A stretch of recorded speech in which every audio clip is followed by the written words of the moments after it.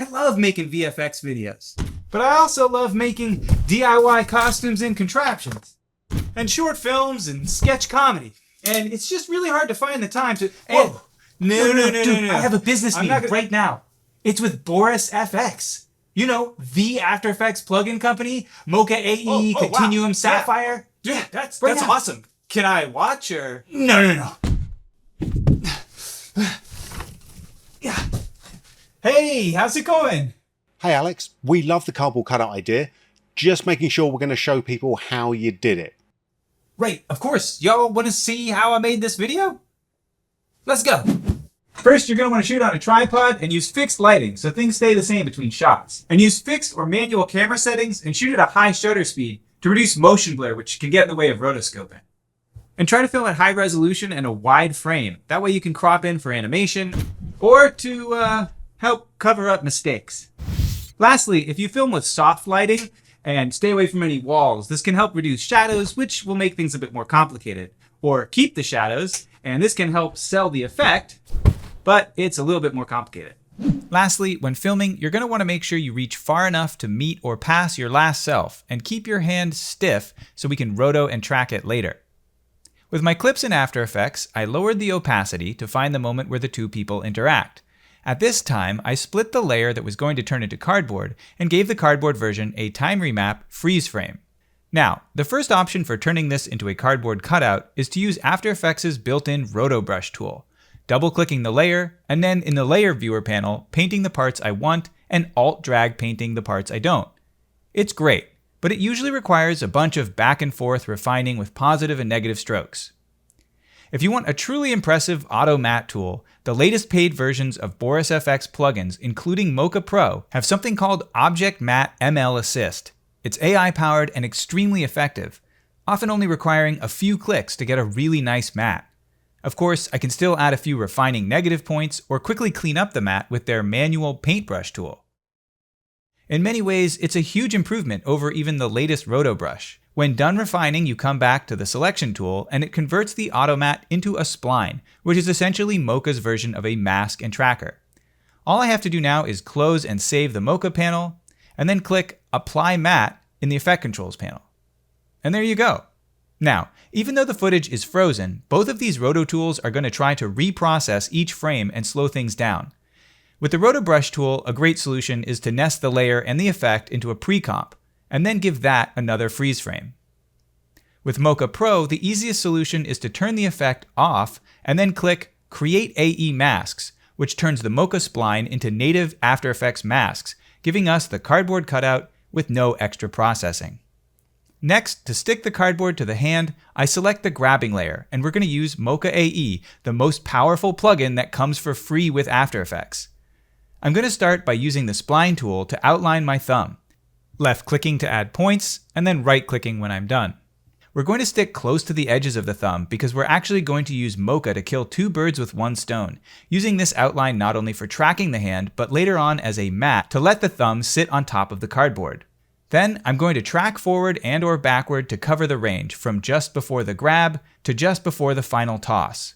If you keep your hand pretty stiff and don't have too much motion blur, this should process quite well. But if it drifts or you get errors, you can always go to the last frame before the drift, make corrections, and track from then on.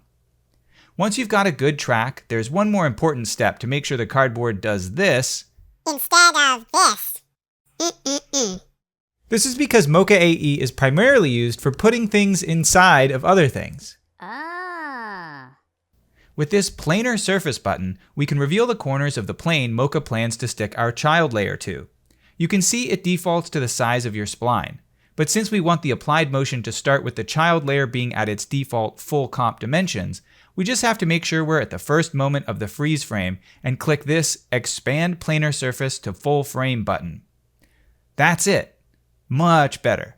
Then we close and save Mocha, go into the Effect Controls panel, open Tracking Data, click Create Track Data, and then, using the export option of Corner Pin supports motion blur, we apply it to our cardboard layer, and then click Apply Export. Bam! Look at that. Very cool. Of course, don't forget to turn on the motion blur switch to see the motion blur. Right when I toss the cardboard, we run out of Mocha tracking keyframes.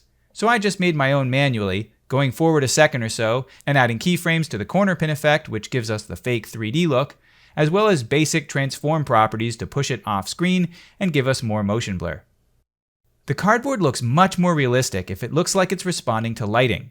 A quick and dirty way to do this is with the light sweep effect, which gives the layer a brightness gradient whose center I can easily animate with keyframes, or by alt-clicking on the stopwatch for the center value and adding a wiggle expression if I'm feeling lazy.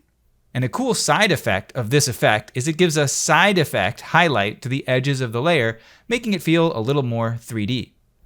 When it looks like the cardboard is angled away from the lights, I dimmed the intensity of this effect and darkened it with the curves effect and some more keyframes.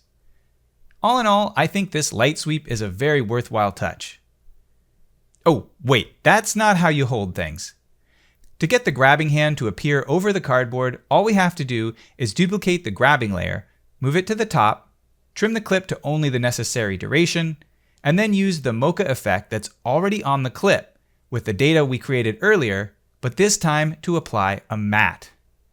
We get a tracked thumb, and we can even tweak the feathering. Bam! Thumb over cardboard. Thank you, Mocha. The last major trick here is getting the previous me and next me clips to blend together leading up to the grab. I found the best bang for pain in the neck was to put a mask around the person to be grabbed. This mask can be loose, and using the mask feather tool, can be feathered everywhere except where the grabbing person intersects the person being grabbed. I then give this mask just a handful of keyframes to roughly follow the contours of the person being grabbed. Then I added one more mask by double-clicking the rectangle tool, which gives the layer a mask that essentially overrides the previous one. I then keyframe the opacity of this override to fade out just before the new person enters. This results in a smooth transition from the full layer to one where the person being grabbed is softly rotoscoped over the background of the next person.